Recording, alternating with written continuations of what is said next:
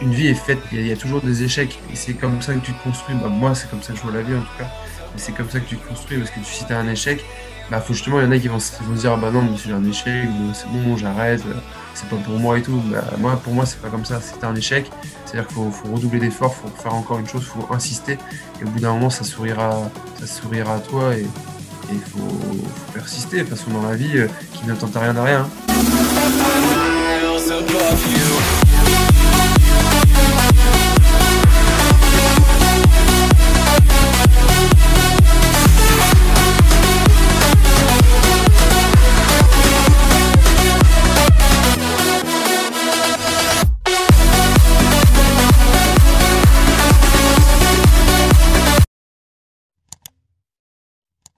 Hello tout le monde, j'espère que vous allez bien.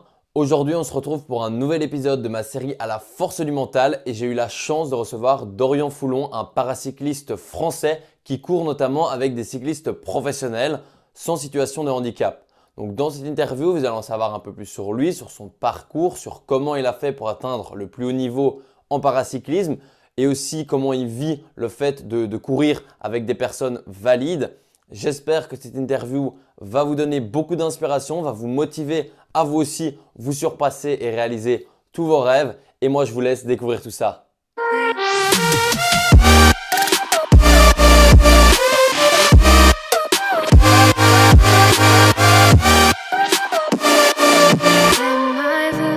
Et je m'appelle Dorian Foulon, j'ai 22 ans. Je réside au pôle espoir de paracyclisme maintenant depuis 6 ans, parce que je pratique le cyclisme à haut niveau, en valide, mais aussi en paracyclisme. Je suis atteint d'un handicap qui est le pied-bot, bon, varus équin congénital gauche, ça c'est le nom médical. Pour faire court, en gros, si tu veux, je suis né avec le pied à l'envers.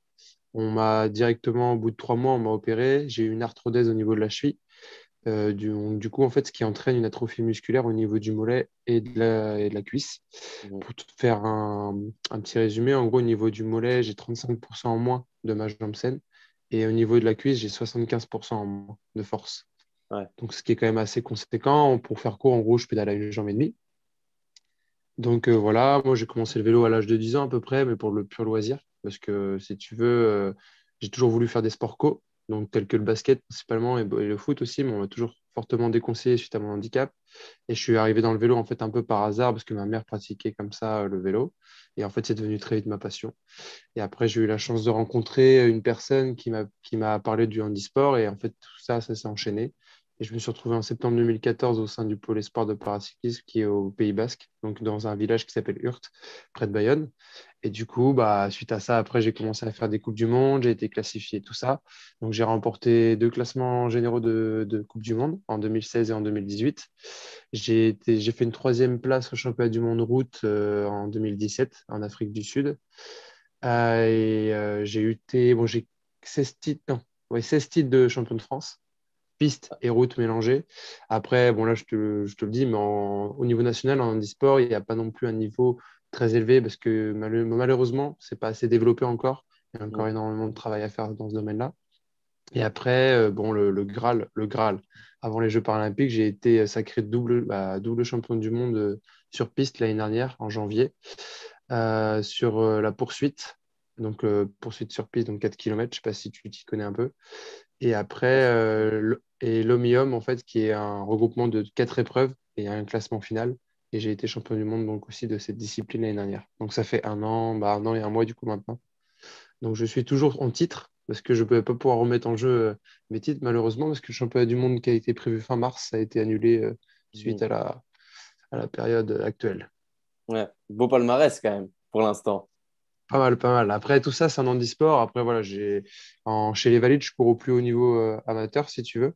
J'ai été dans l'équipe réserve de la Cara Royal. Je ne sais pas si tu connais l'équipe. C'est une équipe professionnelle en Espagne. Et j'ai été dans l'équipe réserve pendant 2 ans. Et là, bon, j'ai pris la décision, moi, de quitter cette équipe réserve cette année pour me consacrer vraiment aux Jeux paralympiques. Parce que avec la période actuelle, c'est hyper compliqué à gérer un programme, une planification. Et du coup, comme maintenant j'en vis de ma passion, j'ai la chance d'en vivre. Et du coup, j'ai préféré de me retourner dans mon club de cœur. Et du coup, je suis dans mon club et je fais mon propre programme chez les Valides. Et du coup, voilà. Mhm. Et c'est vers quel âge que justement tu as eu cette envie à devenir professionnel? Alors, au début, c'était vraiment une passion. Et en fait, très vite, quand je suis arrivé ici dans le sud, bah, avant d'arriver ici, j'étais en seconde générale et j'étais rentré en section sport-études, si tu veux, avant de rentrer au pôle, qui était à Redon, en Bretagne. Et à partir de ce moment-là, en fait, j'ai commencé à performer aussi chez les. Donc, je me suis dit, punaise, j'arrive à mesure. Enfin, j'ai vu que bah, j'avais envie d'en vivre. Et l'handisport me permet aujourd'hui, et pourquoi pas non plus après les Jeux paralympiques, essayer de passer le cap chez les professionnels et chez les professionnels valides, quoi. Et ça, c'est un rêve et ça reste dans un coin de ma tête. Cette année, je me focus sur les Jeux, mais l'année d'après, j'espère passer le cap au-dessus. Et, bah, c'est quand même un rêve de tout cycliste, hein, quand tu vois, même encore, j'ai regardé juste avant qu'on s'appelle l'arrivée de Paris-Nice. C'est des courses qui font rêver et voilà, auxquelles j'ai envie de participer. Ouais, ce serait top. Et Bah ouais, ça serait même top, ouais. En j'aimerais tant que savoir, personne en situation de handicap, ça serait ouais, ouf. bah ouais, ce serait incroyable. Et j'aimerais savoir comment, étant plus jeune, tu as vécu ton handicap. Est-ce que tu l'as bien vécu? Est-ce que, je ne sais pas si le regard des gens était différent sur toi, si c'était dur, un peu, comment tu l'as vécu? Alors moi, personnellement, bon, après, je connais d'autres personnes, mais c'était plus difficile. Mais pour ma part, j'ai pas eu beaucoup de problèmes étant jeune. Parce qu'en fait, déjà, c'est un handicap qui est quand même qui est peu visible, si tu veux. Mhm. Donc voilà, après, c'était surtout au niveau de tout ce qui est course à pied et tout, ou même dans la cour. Bah, pour une petite anecdote, tu vois, je tombais souvent, je me faisais souvent des entorses de la cheville et tout, parce que quand je cours, si tu veux, j'ai le pied qui part un peu en cacahuète. Et du coup, je me faisais des propres croche-pieds, tu vois. Et Mhm. du coup, donc voilà, mais après, moi, je l'ai bien vécu et j'ai été éduqué en fait dans le fait qu'il faut toujours essayer, toujours essayer et après tu vois par toi-même et tu trouves toujours des solutions en fait à comment à s'adapter en fait si tu veux à la pratique sportive ou autre. Moi, j'ai toujours tout fait et même de toute façon, des fois, on me disait mais non, fais pas, tu vas te faire mal et tout. Et au contraire, moi, j'étais justement demandeur de tout ça et toujours à dire non, non, moi, je veux faire comme les autres, quoi. Je me suis repassé, tu vois, tous les crosses de collège et tout. J'étais dispensé à la base, mais moi, je voulais le faire, donc je les faisais tous. Bon, après, je me plaignais pendant une semaine de ma cheville parce que j'avais mal, mais ça, c'était un détail. Et comment tu fais pour justement compenser sur un vélo le manque de force de ton pied, justement, de ta jambe? Alors, moi, au niveau de l'adaptation, j'ai un vélo normal, on va dire, traditionnel. Et après, j'ai surtout des chaussures sur mesure, en fait. Qui est de la marque Sierra, c'est un artisan qui fait ça sur Toulouse, qui est maintenant quand même connu dans le milieu du vélo. Et en fait, je vais chez lui et il m'a fait un moule au pied, si tu veux. Il me moule carrément avec du plâtre, mon pied entier. Et du coup, c'est des chaussures sur mesure. Donc, et en fait, après, j'ai une réhausse au niveau de la cale parce que j'ai une jambe plus courte que l'autre aussi. Mhm. Et après, comme mon pied est un peu de travers, c'est une question de réglage, surtout au niveau de la cale, pour avoir l'alignement au niveau du genou et du dos et du bassin, en fait, si tu veux, pour éviter toute, euh, toute douleur dans le dos, parce que justement, je compense quand même à droite. Ouais. Et, euh, et j'ai quand même eu énormément de douleur en bas du dos, parce qu'en fait, je forçais toujours tout à droite. Et du coup, j'ai eu des douleurs, mais après, autrement, si tu veux, j'arrive quand même à appuyer de la jambe gauche. J'ai quand même de la force comparé à d'autres qui n'utilisent pas du tout leur jambe. Mais aujourd'hui, moi, je fais un travail spécifique en muscu aussi où je vais travailler vraiment plus ma jambe gauche pour essayer de diminuer cette différence. Mhm. Mais de toute façon, j'arriverai jamais à diminuer, à avoir deux jambes pareilles. Ça, c'est impossible. Mais voilà, aujourd'hui, j'ai quand même réussi à rétrécir un peu ce manque. Donc, c'est déjà une bonne chose. Et aussi au niveau de l'appui, est-ce que si tu veux, j'appuie vraiment que du côté gauche en fait, de la voûte plantaire. Et en fait, à l'intérieur, c'est presque une peau de bébé encore parce que j'appuie jamais en fait. Mhm. Donc, je vais voir souvent un podologue et tout ça. On fait des études pour essayer, sauf que des fois, tu vas rehausser et tu vas plus appuyer, sauf que tu as des douleurs dans le genou. Donc, du coup, c'est Ouais. assez compliqué encore aujourd'hui, hein. Tu vois, j'ai encore rendez-vous mercredi parce qu'on a fait des modifs et j'ai des douleurs dans le genou. Ouais, tout le temps Donc voilà. modifié pour trouver le meilleur arrangement Ah ouais, possible, quoi. ouais, c'est ça. En plus, ça se joue à des millimètres des fois, donc c'est assez compliqué. C'est le corps Et, humain, hein, après ouais, tout. ouais, compliqué le carré humain. Et Exactement. là, tu Mais cours passionnant. aussi. De quoi? Ouais, ouais, bien sûr. Mais passionnant. Et du coup, là, tu me disais que tu courais donc paracycliste et aussi avec des cyclistes sans handicap. Est-ce que le fait Ouais. de courir avec des gens qui n'ont pas d'handicap, ça te met un boost en plus pour justement, enfin une motivation en plus pour te dire si j'arrive à battre ces gens-là qui ont pas Ah bah carrément. cette petite chose en moins, ben, est-ce que ça te met Ah un bah boost? carrément. Ah bah oui, carrément. Moi justement des fois je prends trop à cœur ces compétitions en fait aujourd'hui qui sont alors plus d'une préparation, si tu veux. Mais en fait moi je suis un compétiteur dans l'âme et quand je prends le départ d'une course, c'est pour gagner. Et en fait quand je cours chez les valides, je vais pas me dire par exemple s'il y en a un qui attaque, qui fait une attaque et tout et que je coince, je vais pas me dire bah non, c'est parce que j'ai mon handicap, tu vois, je me rabats pas sur mon sort. Au Mhm. contraire, je veux me surpasser et prouver que malgré le handicap, en fait, j'arrive à performer et à faire des résultats face à des personnes valides. Et moi, j'ai toujours voulu prouver que malgré ça, bah, je suis comme tout le monde et je peux faire les mêmes performances. Et ouais, c'est un boost, mais même encore aujourd'hui, hein. Encore aujourd'hui, moi, je me surpasse pour ça, en fait. Mais Et c'est ouais, ce qu'il faut, hein. Mais c'est ça qui est impressionnant. Moi, je connais même des personnes, même en espagnol et tout, et même encore même en France, qui ont des handicaps extrêmement lourds.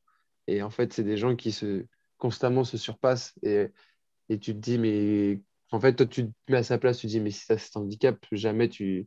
Pour toi, en fait, tu te dis, mais c'est pas possible. Mais si le mec, il le fait, c'est parce qu'il se surpasse. Il arrive à, je sais pas, aller à des stades de souffrance, mais de bonne souffrance, si tu veux. Il arrive à se faire mal à la gueule, comme on dit dans le vélo, mais un truc de malade que toi-même, tu n'imagines même pas, quoi. Le mec, il a été amputé des deux bras. Il a été électrifié, pardon, électrocuté, voilà, merci, électrocuté. à l'âge de 8 ans. Et du coup, il a été amputé il a été amputé des deux bras, amputé d'une jambe en dessous, tibiale, en dessous du genou.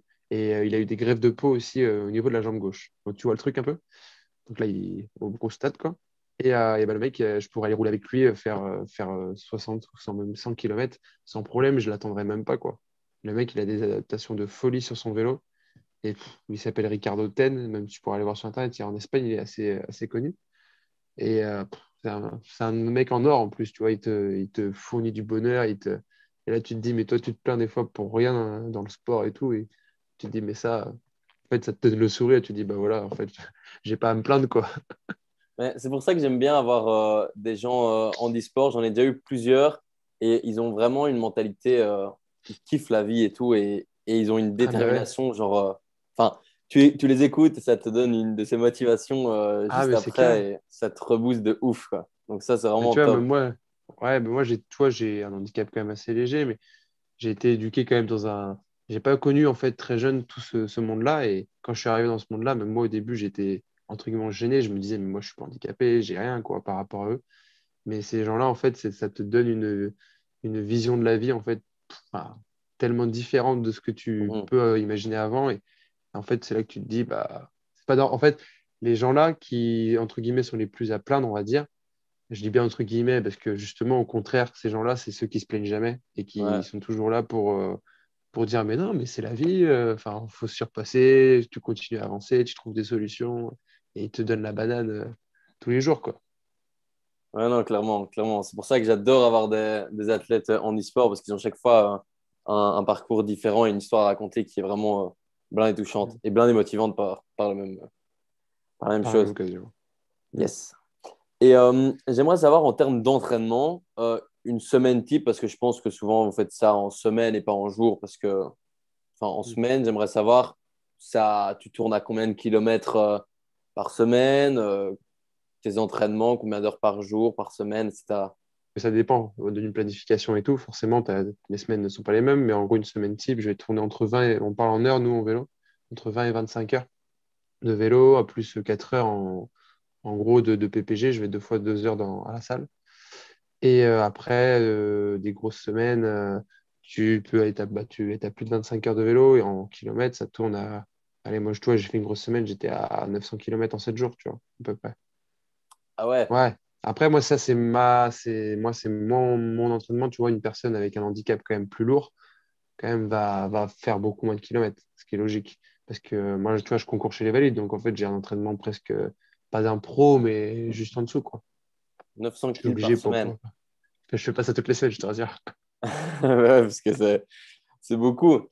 Du coup, tu m'as dit que tu pouvais vivre du handisport. Donc là, tu te consacres vraiment qu'à ça, quoi. À l'heure d'aujourd'hui, ouais, si tu veux, moi, mon parcours scolaire, j'ai fait un bac S, mais je l'ai fait en 2 ans. Et après, j'ai voulu faire du STAPS, justement.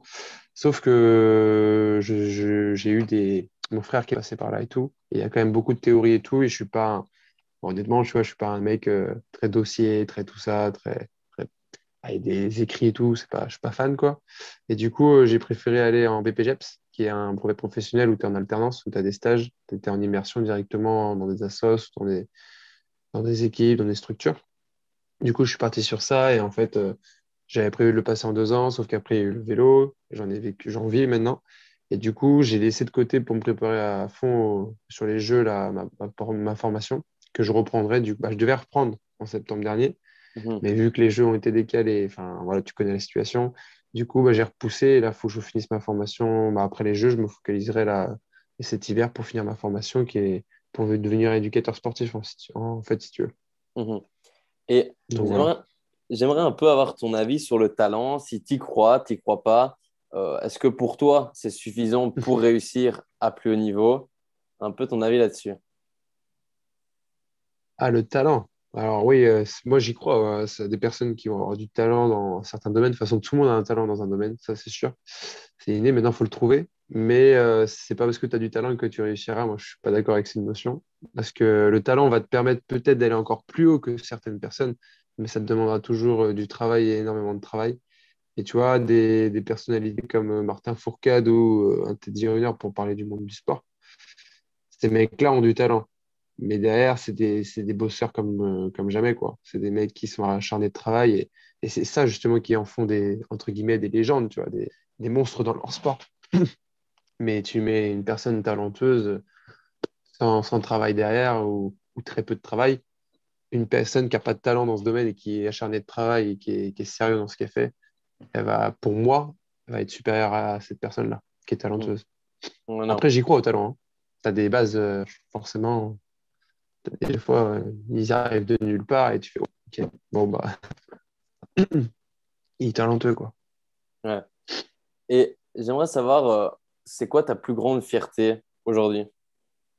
Ouais, bah, ce que je te disais que c'était pas une question facile, mais que je pense que ma plus grande fierté aujourd'hui, c'est quand même mes 2 titres de champion du monde. Parce que ça a été quand même. J'ai couru après pendant quelques années.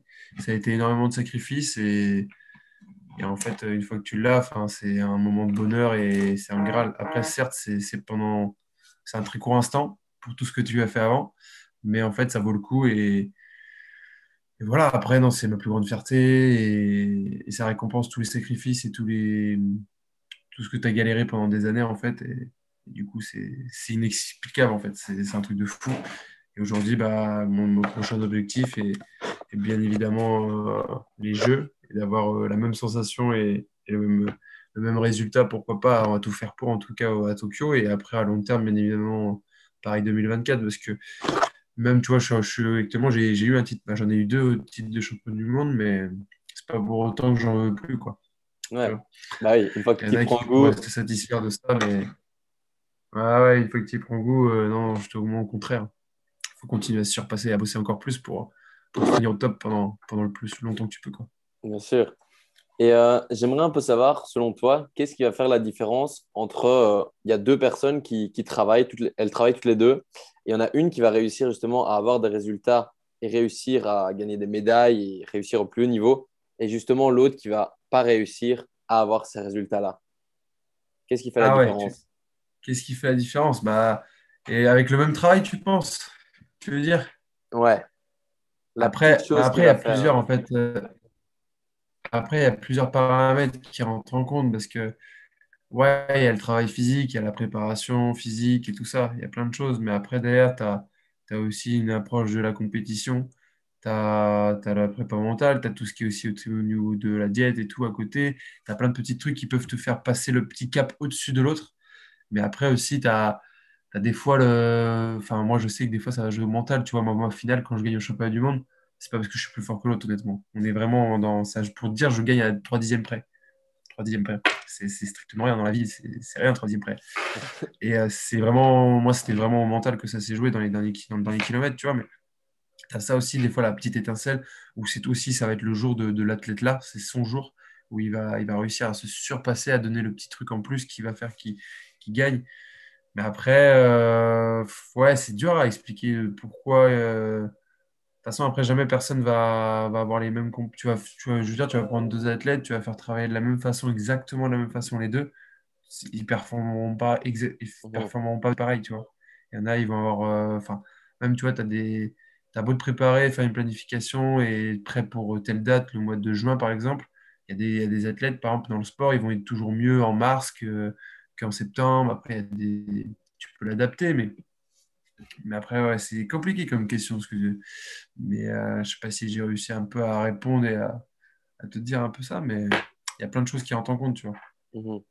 Et j'aimerais savoir, qu'est-ce que tu dirais, parce que je trouve que dans notre société, il y a quand même énormément de gens qui n'osent justement pas réaliser leurs rêves parce qu'ils ont un peu peur d'échouer, ils ont peur du regard des autres, peur de ne pas y arriver. Du coup, ils préfèrent un peu se diriger vers la sécurité. J'aimerais savoir, qu'est-ce que tu dirais à ces Ah ouais, personnes-là pour qu'elles osent justement. bah, c'est sûr, parce que bah, tu vois, tu parles de. Moi, je parle en connaissance de cause en plus, parce que moi, j'ai eu des. Bon, j'ai été suivi, bah, je suis toujours suivi actuellement par une prépa mentale qui m'a énormément aidé. Parce que, en fait, si tu veux, j'ai toujours eu peur de. J'ai un peu peur de l'échec, toujours. Mais aussi, quelqu'un qui a peur de l'échec, c'est quelqu'un qui. Bah, c'est un peu normal d'avoir peur de l'échec, parce que tu veux réussir.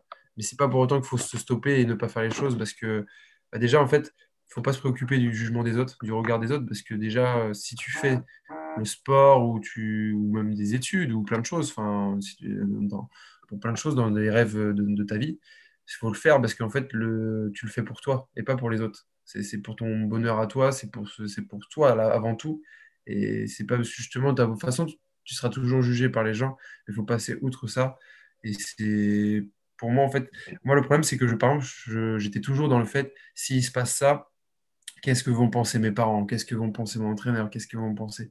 Et à partir du moment où tu fais comme ça, tu te dis, mais bah, c'est pas bon parce qu'en fait, tu le fais avant tout pour toi. Donc, même si ça passe pas, bah, c'est pas grave. De toute façon, l'échec, c'est fait pour rebondir.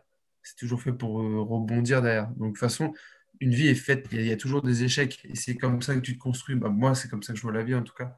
Mais c'est comme ça que tu te construis parce que si tu as un échec, bah, faut justement, il y en a qui vont se dire, ah, bah non, mais si j'ai un échec, c'est bon, j'arrête, c'est pas pour moi et tout. Bah, pour moi, c'est pas comme ça. Si tu as un échec, c'est-à-dire qu'il faut redoubler d'efforts, il faut faire encore une chose, il faut insister.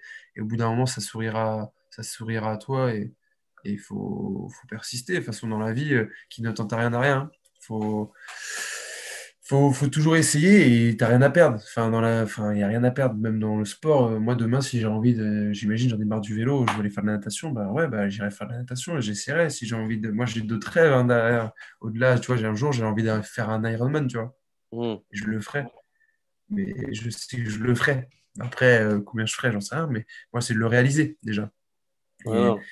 enfin, des rêves, c'est hyper important de les réaliser. Il ne faut pas stopper à dire ouais, mais non, c'est pas pour moi, j'y arriverai pas, tu vois. Cette phrase, faut pas qu'elle soit dans la bouche des gens. J'y arriverai pas, tu peux pas le savoir si tu n'as pas essayé déjà. Tu vois ce Bien, que je veux ouais. dire? Ouais, non, clairement, entièrement d'accord. Donc voilà, faut toujours essayer. Et à partir du moment où tu as un rêve aussi, il faut se donner à 100%, quoi. Faut pas dire aussi, je vais faire ça parce que l'autre l'a fait, tu vois. Non, tu le fais pour toi. Faut pas le faire pour les autres. Mhm. Et avec tout ce que tu as emmagasiné comme expérience jusqu'à maintenant, qu'est-ce que tu as appris sur toi ou sur la vie que tu aimerais transmettre aux gens? Ah bah, j'ai appris beaucoup de choses parce que bah, moi, je suis plus du tout le même. En plus, là, dernièrement, j'ai quand même mûri de mes expériences. Mais en fait, déjà, faut pas s'apitoyer toujours sur son sort. Il faut pas se préoccuper. Bah, moi, je sais que je me préoccupais beaucoup de la vie des gens, comme je te le disais juste avant. Je faisais les choses, tu vois, même à un moment, je me suis demandé vraiment. Bon, là, c'est un peu, bon, c'est privé, mais c'est bien de le partager. C'est que au bout d'un moment, en fait, dans le sport, je voyais qu'il y a 2 ans de ça, tu vois, j'arrivais pas en fait à passer le cap au-dessus. J'arrivais pas justement à faire mes résultats que je voulais. Et en fait, sur le jour J, si tu veux, quand c'était mon objectif, quand je me mettais une pression, entre guillemets, il faut, parce que c'est quand même un objectif, et ben, en fait, je passais souvent à côté, parce qu'en fait, là-haut, j'étais toujours dans pourquoi si je fais ça, en fait, je m'imaginais toujours, si je fais tel résultat, qu'est-ce qui va se passer derrière? Alors qu'en fait, il ne faut pas penser comme ça. Et parce que je me préoccupais toujours de la vie de mes parents. Et au bout d'un moment, je me disais, mais est-ce que c'est vraiment moi qui aime le vélo? Est-ce que j'aime vraiment ce que je fais? Est-ce que c'est pas, on me force pas à le faire indirectement, tu vois ce que je veux dire? Alors qu'en fait, non, non, maintenant je suis un grand passionné. J'ai toujours été passionné, mais c'est vraiment moi. Sauf que au bout j'étais rendu à un point où je faisais ma pratique pour les autres, en fait, plutôt que pour moi, en fait. Donc je la pratiquais pas comme moi je le voyais. Et aujourd'hui, bah, même grâce au sport, j'ai pu passer ça, mais même au-delà de ça, même pour mes études, pour mon avenir, pour ce que je veux faire plus tard, je veux pas dire, ouais, je veux faire ça parce que mon père m'a dit, il faut que tu fasses ça, tu vois. Non, non, moi, je ferai ça parce que j'ai envie de le faire et c'est ce que je veux faire. Même s'ils sont pas d'accord, bah, de toute façon, bah, moi, je parle de mes parents parce que voilà, mais après, c'est pour pareil partout, pour tes amis, pour tes fréquentations. Il faut faire les choses avant tout pour toi. Et les valeurs du sport, après aussi, pour tout ce qui est partage, pour tout ce qui est. Enfin, en fait, c'est énorme ce que l'on peut vivre. Et des fois, justement, un rien peut nous rendre heureux. Et on est toujours à. Enfin, moi, je sais, mais moi, le premier, tu vois, et bon, c'est pratique, hein, tu vois, on fait des visios, mais tout ce qui est technologie, tout ce qui est. Même avec le confinement, bah, on se renferme en fait sur nous et moi je sais que le sport m'apporte énormément au niveau de la sociabilité. Tu rencontres des gens, tu t'enrichis et tout, si tu prends des expériences des autres, moi c'est ce que j'adore en fait, aller à la rencontre de différentes personnes, de différentes cultures et tout. Et ça c'est, tu vois, moi grâce à mon sport, j'ai découvert ça, d'autres pays. Et en fait aujourd'hui, à l'heure d'aujourd'hui, j'ai des projets à long terme de aussi faire des voyages, mais un voyage, visiter le monde, tu vois. Et ça, sans le sport, je pense que j'aurais pas eu la même vision de la vie, tu vois. Mhm. Et voilà, après, c'est aussi le partage. Faut toujours partager envers les autres, envers son prochain et tout ça. Et ça, aujourd'hui, je pense que il y en a qui ont du mal aussi à le faire. Et c'est hyper important de partager aux autres. Moi, je sais que, tu vois, je veux être éducateur et tout plus tard parce que j'ai besoin de ça, de partager avec des jeunes. Et moi, tu vois, encore, il y en a qui vont dire, mais pourquoi tu t'entraînes? Des fois, je vais rouler avec des petits du club, tu vois. Alors que je suis quand même, entre guillemets, un sportif de haut niveau, mais je vais aller encadrer des petits, tu vois, qui ont 14 ans, qui ont 13 ans. Et tu vois, il y en a, ils vont dire, ils vont dire, bon, je cite pas de nom, mais il y a des gens, mais même haut placés au niveau des fédérations ou autres, qui vont me dire, mais pourquoi tu t'entraînes pas, il s'entraîne pas, il va se balader avec des petits.